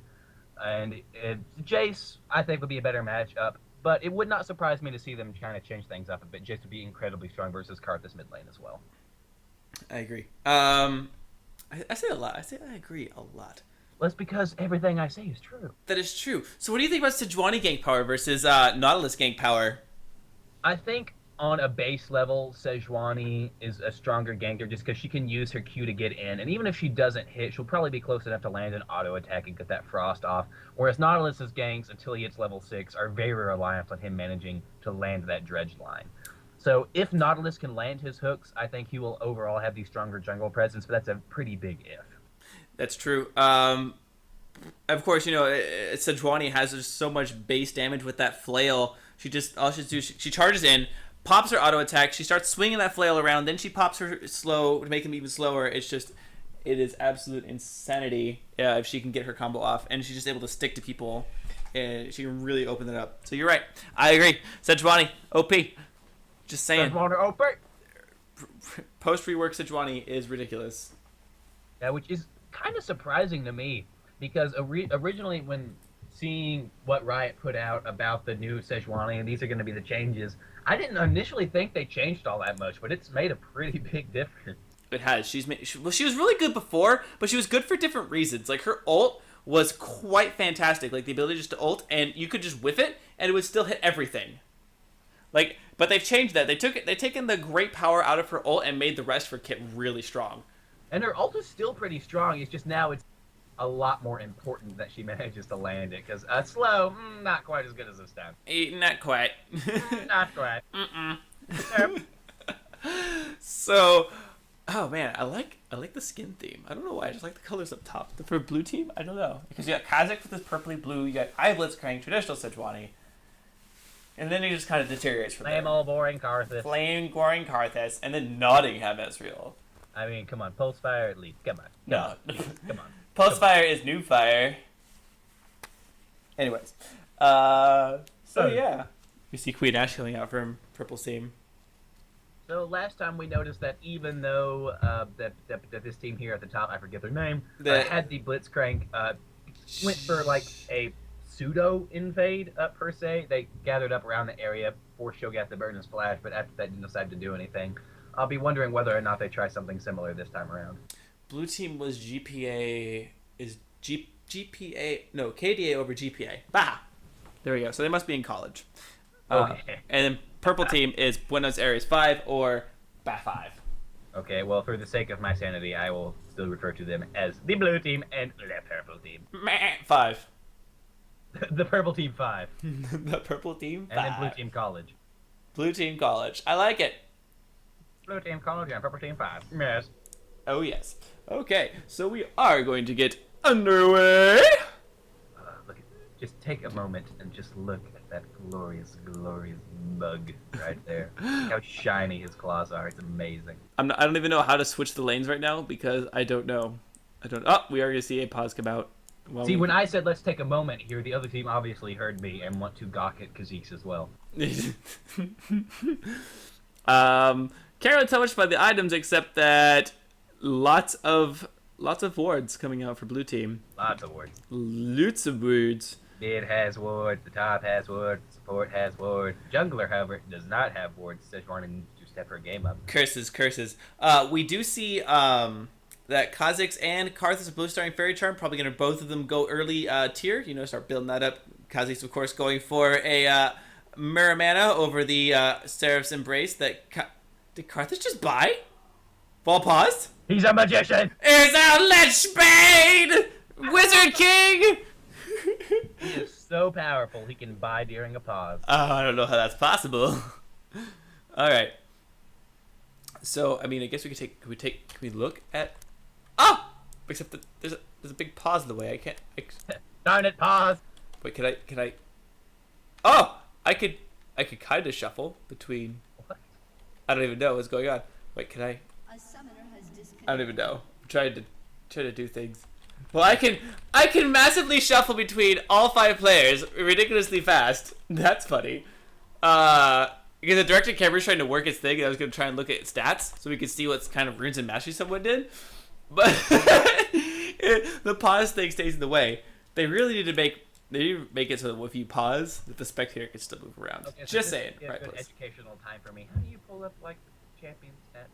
Press C to pull Oh up stats. my goodness! So if you can pull up all their stats, however, it's being blocked by the big thing that says the game has been paused. And then if you press Q, W, E, R, and T, if you just spam it really fast, you can make them all flash. Anyways. That is amazing. It's so good. So we look at the starting gold here. We can see that Blitz and Janna are quite far ahead of the rest of the team. Having a full 50 gold more. Okay, I'm trying. Looks like Kha'Zix has 17 armor pen, maybe? Oh, So- hold on. Let's use our. Use Hold our. up. Does that say 17 to you? It says 27, 29 to me. For his armor pen? I'm just kidding. Okay, Janna's back in. We'll probably get it unpaused in the next 30 seconds or so. I hope so, because I want to see some stats. Okay, it looks like Kha'Zix has 17 armor pen, 8% armor pen. Ezreal has 5 armor pen. Ash has 5. I can just see your face up against your freaking computer right now. It totally was. It'll be so well decked. This is so good. You know, if you do not only QWERTY but also 1, 2, 3, 4, 5, you can make it happen even faster. If I do 1, 2, 3, 4, 5, it would make the overlay spaz out, because I have that bound to overlay buttons. Do it. I can't. Do If it. I press what, it's gonna. I'm such an awful imp. It's gonna. Okay, well, I guess it's doing it. Okay, it does it, but it's just. I don't want to. It's so risky because I have my overlays bound to numbers on my mouse. Because I have one of those Naga mice, the Naga Epics. Yeah, so I have my overlays bound to macros on that, so I can switch HUD and macros. So I can make the HUD disappear like this, and I can make it reappear like this, and then mess everything up because it doesn't want it. Oh god, what have I done? Okay, make it disappear like this and reappear like this. So it's so good. It's like magic. I feel like we are the antithesis of professional right now. I don't care. It's more fun this way. Lexi- No, they love it. Lexi can bite me. What? No, biting is not nice. Well, that's what you think. What? Hmm? I prefer bugging, personally. So there's not really a whole lot to talk about with this big pause screen, the way blocking me from No. doing cooldowns. And We could pretend. Let's see. act Is there like anything? it's not happening. Oh, dear. Commentate If the game was going on. Okay, they're just having lots of DC problems. Oh, we do get a ready from Israel, That's what they said last time. and if Ash says they're waiting on one. I shouldn't be keeping this open, but I don't care. I want to see it. I want to see all the drama. The drama that's unfolding. I want to wait more drama. Give me all the drama. Oh my goodness, Sejrani hates that person. You have any like soap opera music on that laptop? Or wait, that'd be like, where's the chipmunk? I should honestly be probably going to splash screen and be playing music, which is what I'm going to do. So we'll be back once the game has unpaused. Please hold while the difficulties are fixed. BRB.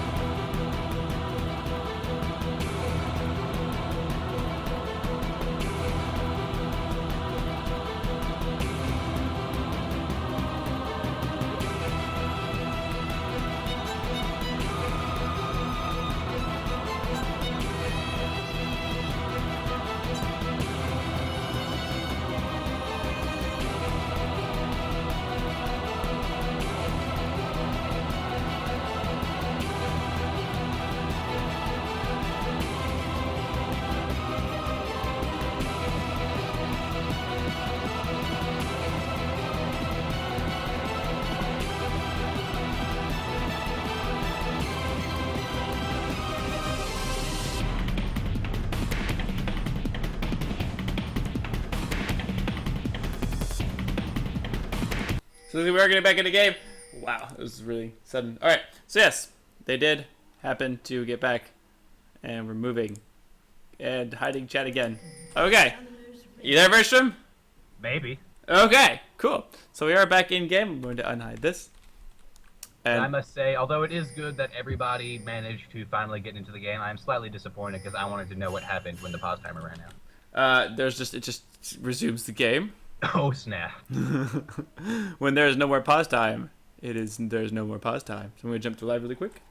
There we go. We are going to see blue team going to invade. They do have Blitzcrank, so they're going to try and capitalize on that pool if at all possible. I'm going to hide this because I want more. Oh, Ash is here. She doesn't know. She can't see it. What is going on, Ash? Why would you try and speed there? Why would you spectate from there? The Blitz couple comes out. This is going to definitely be first blood, and it's going to go to Buggy Bug.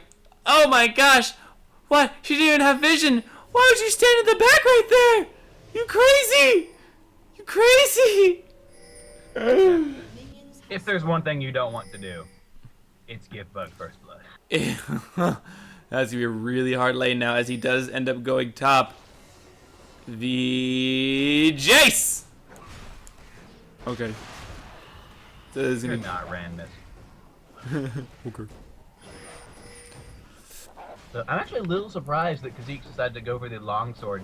I was personally expecting him to take that early gold and go ahead and buy a sapphire crystal, put him that much closer to having his tier of the goddess, but apparently he didn't think the same way. Maybe he just wanted better trades against Jace. Maybe he thought the damage would be more rewarding.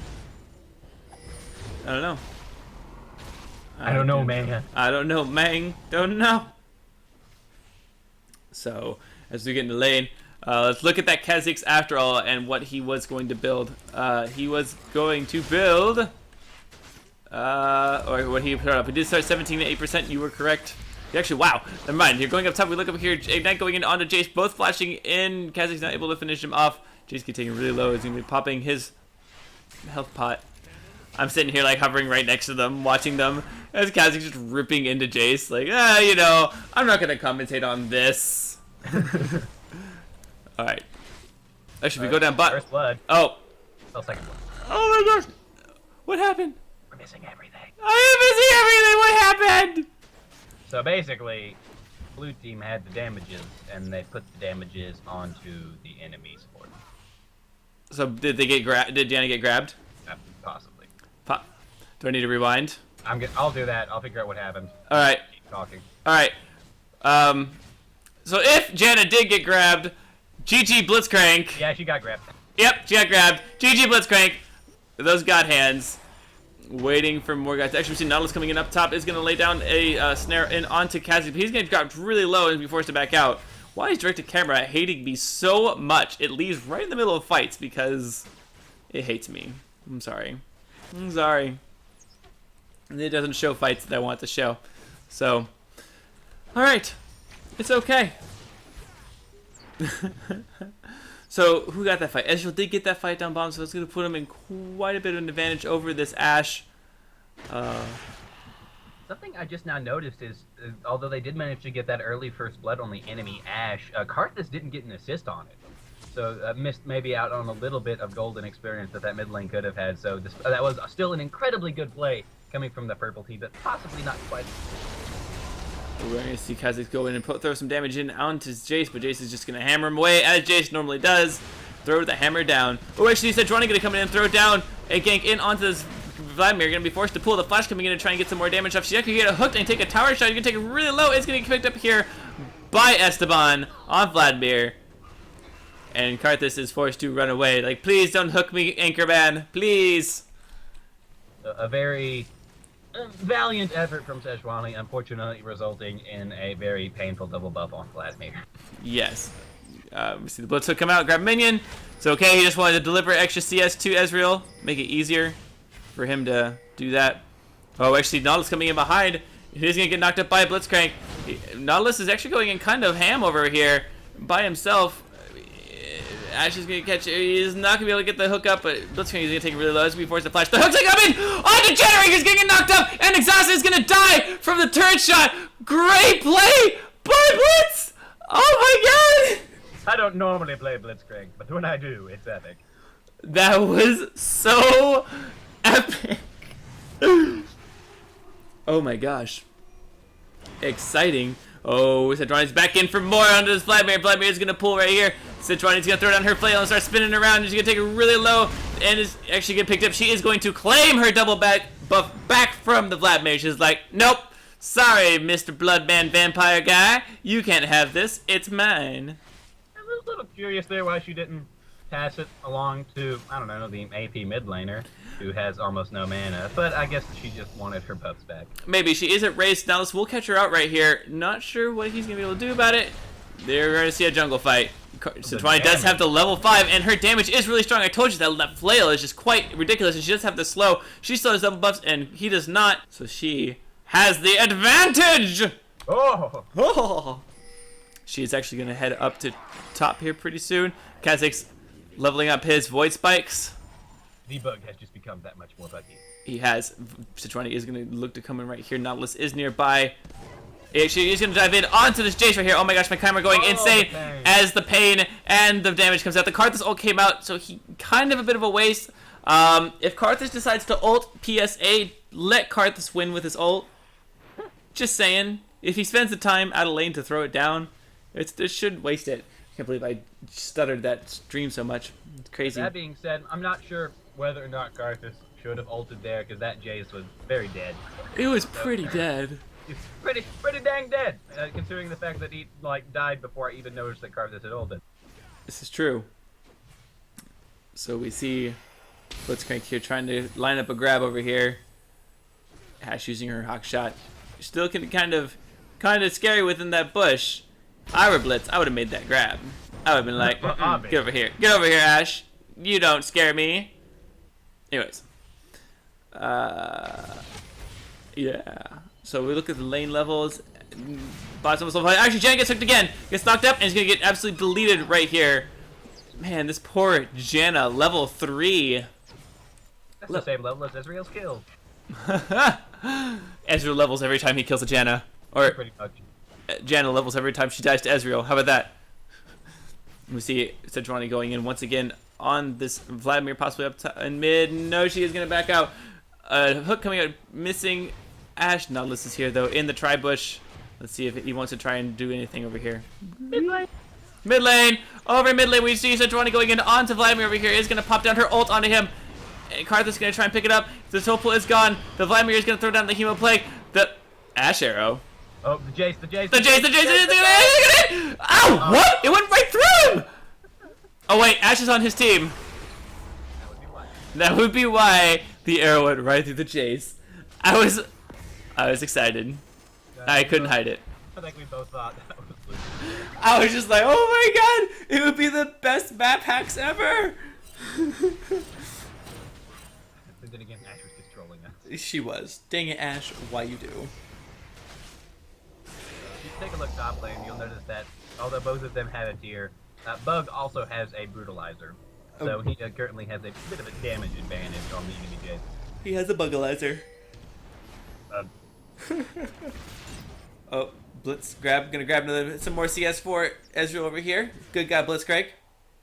Like Nautilus is trying to move in on that Sejuani. He is. He's gonna try and steal red buff over here, possibly. Sejuani is so low. She does not need to get an engagement. But over here, we see Karthus is gonna meet his fate with this Nautilus over here. Vladimir is gonna come and try and meet up. The hook coming down. The wall trying to zone it, and Blitzcrank is over here as well. But Blitzcrank grab would most certainly mean Karthus doom, as Karthus is pretty low. Elsewhere, I heard the ping. Elsewhere, Jace is also low, and oh my gosh. Yeah, he's not long for this world if he doesn't leave right now. Alright, so Cedroni has her Fear of the Ancient Golem already, and Nautilus does not have Wriggles, I'm I guessing. decided to go for Madrid's, which is an interesting choice on Nautilus. We see Nautilus going for the chase, not going to hit the anchor. You need to talk. Your turn to talk. Go! So what? I'm actually a little curious what you think about this Madrid's Razor on the Nautilus, because from my perspective, Nautilus would be a lot more effective having a Spirit of the Ancient Golem as well. Because although Nautilus does have that extra damage from his passive on his Titan's Wrath whenever he activates his shield, he doesn't get any additional attack speed. So it's a very odd choice, if you ask me, building a Madrid's Razor on a jungle. I agree. Oh, up top.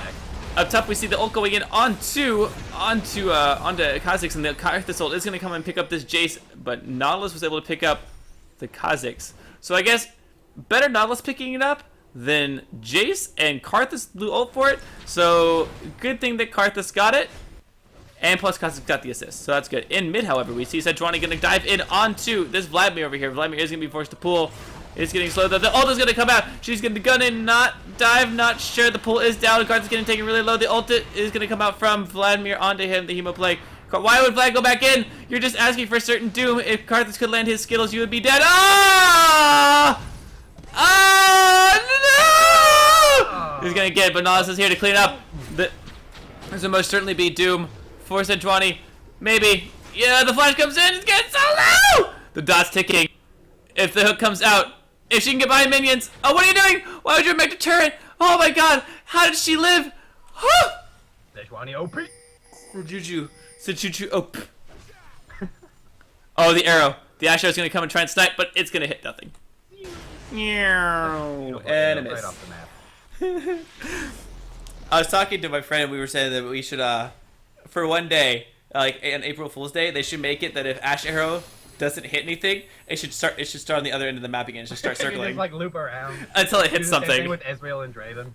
Well, Ezreal probably wouldn't be as good because that would be a lot of damage. But if Ash just fired a multitude of arrows up mid, it would just start circling, and then you get hit by like 1,000 arrows at once. It'd just be chained arrow. It'd be amazing. One day, Blitz Riot, April Fools. They should also play a game, or play a prank where whenever you pick Teemo, your computer dies. That'd be a funny game. That's not a game. I know, right? This would be a slaughter. I know. I think it'd be hilarious. Or allow for the 10 gate or the 5 being able to pick multiple people on the same team, so you have 10 shotguns in the game. I'll pop ult and have a team fight mid. So we are seeing a lot of pings falling out. Purple team pinging. They do see the Kha'Zix coming down here from top. Looks like we see the wall of pain going in onto Vladimir. He's going to take quite a bit of damage. Kha'Zix popping ult right here and just going to dip away. It's kind of odd for Kha'Zix to pop his ultimate when he would have to chase the Vladimir under tower and then not even use the second proc of it. No, it's good. So we see up here, Sejuani is taking blue, but purple team has their suspicions. They're going to find it. Sejuani is here caught. There's 3 here. Oh man, that is a lot of people. There's a 4v3 right here. As the Sejuani ult comes down, Alice is just going to get absolutely melted. Jan's going to pop the ult to try and keep them away. Blitz does have hook up, nope. And they're just going to take this blue for free. Yep, Blitzcrank did use the hook to pull the Nautilus in after Sejuani froze him in his place, pretty much securing the blue buff for the blue team. And then there's a Vladimir. And there's a Vladimir actually getting caught right here. The hook is going to come in right here. Sejuani's going to throw down her ult. The Ashe ult is going to be able to stand Sejuani, possibly save Vladimir. It does. Bye-bye, Vladimir. You got away this time. It's kind of humorous. It looked like that Vladimir popped his Sanguine Pool right as Blitzcrank uppercutted him, so for a moment there was just some blood floating around in his gut. So we see Kha'Zix choosing to evolve his jump next, which I think is pretty standard. Very common. Pretty. Yeah. So now he has the resets. The reset power. He does have his pickaxe. He's probably going to build that into a Last Whisper. Am I correct in assuming that? That would be a fairly good assumption. I am not aware of what other items Kha'Zix would build. I have seen some of them go Tiamat before, but not exactly. We should see Kha'Zix going in onto Jace right here. The exhaust is gone down. Oh, not exhaust. The ignite is going to come down. He's going to be able to clean that up and jump out. Bouncy Kha'Zix has engaged. I'm not entirely. If you ask my humble opinion, I think that was kind of a misplay on Plugged In's part, because he had more than enough distance in order to jump out of the turret range without having to burn his flash. Probably. But we do see Nautilus up here going to try and do something like this. Fight! Freaking... A fight? Did you say fight? Oh, bye. Okay. I'm like, wait, fight? Where?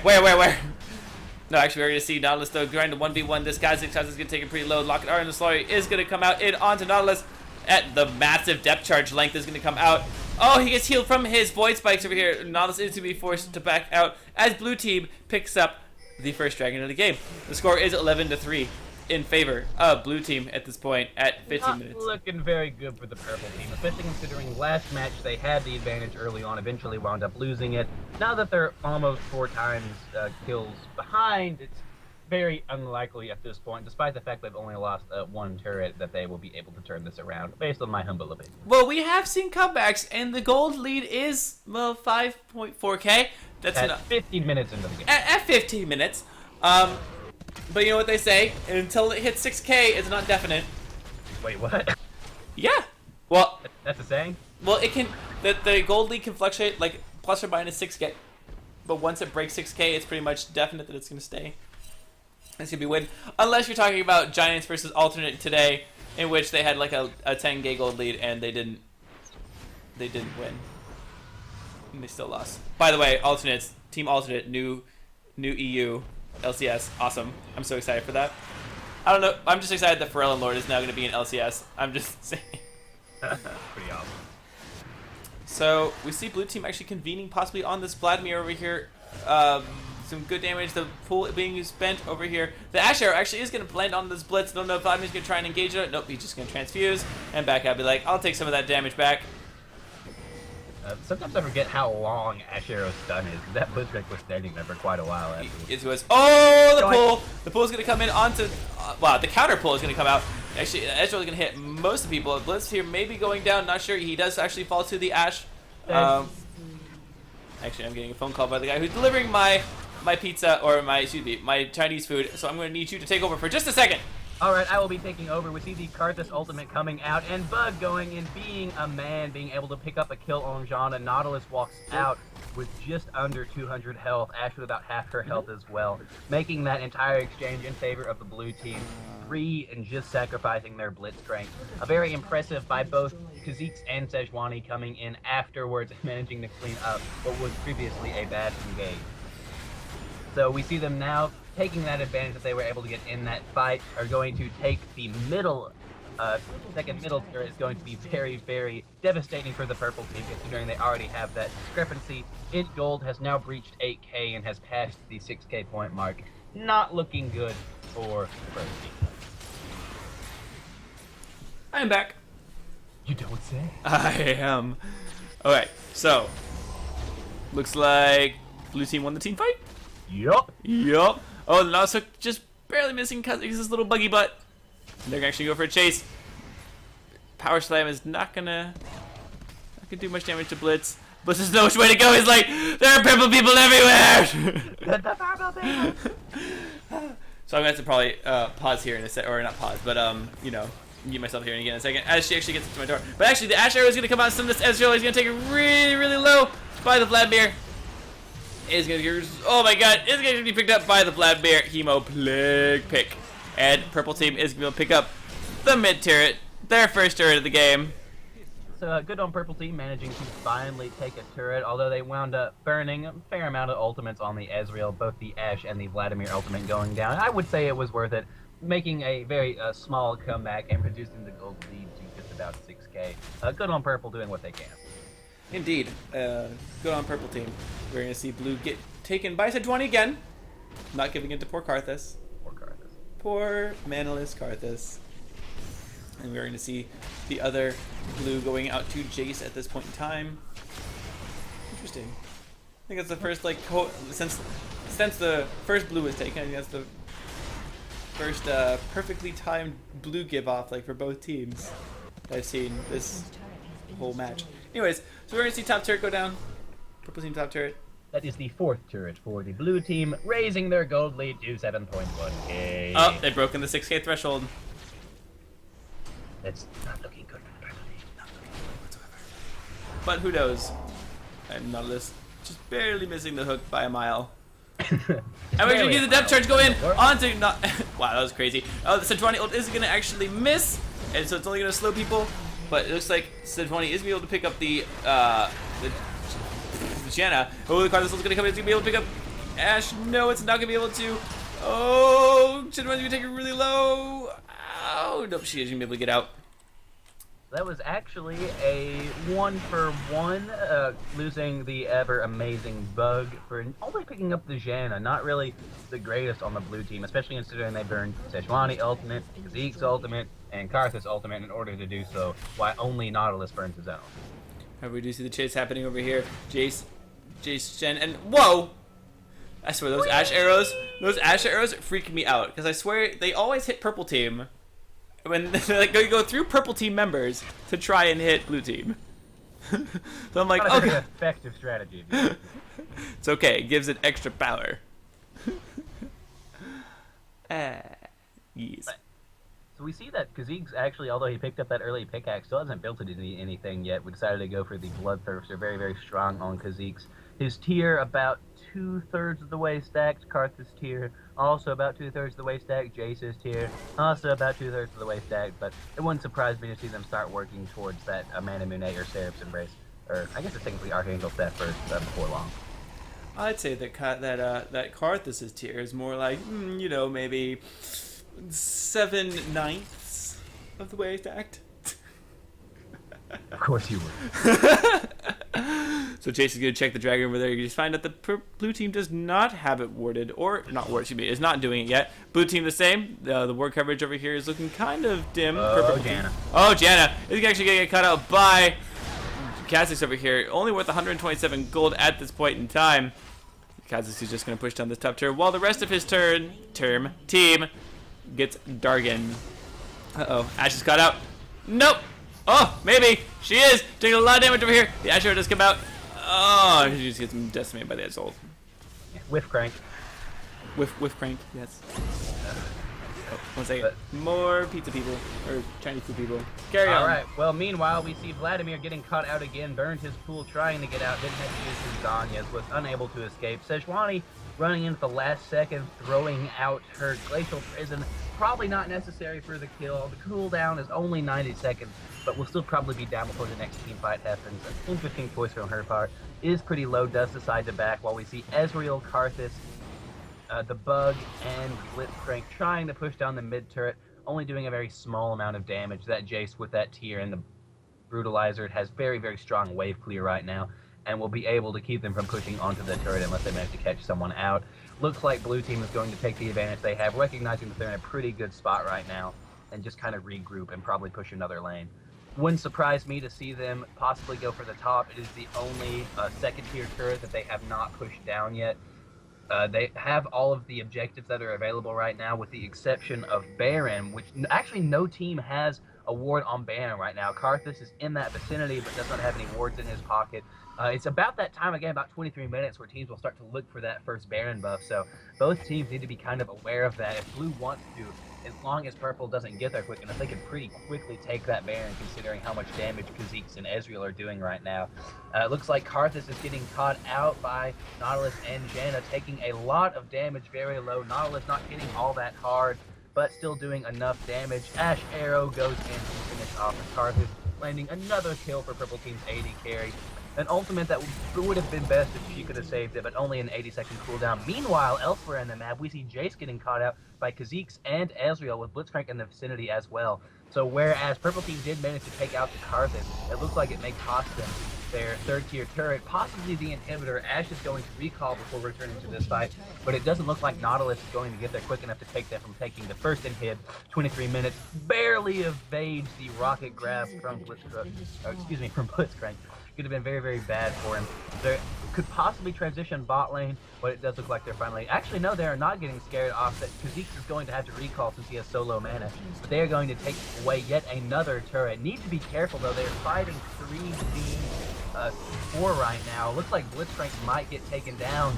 Hook going out, landing on Ezreal. The Sejuani ultimate we see as well. Ashe does manage to pick up Blitzcrank. Nautilus going down to the Ezreal. Ezreal and Sejuani right now. Jace going in.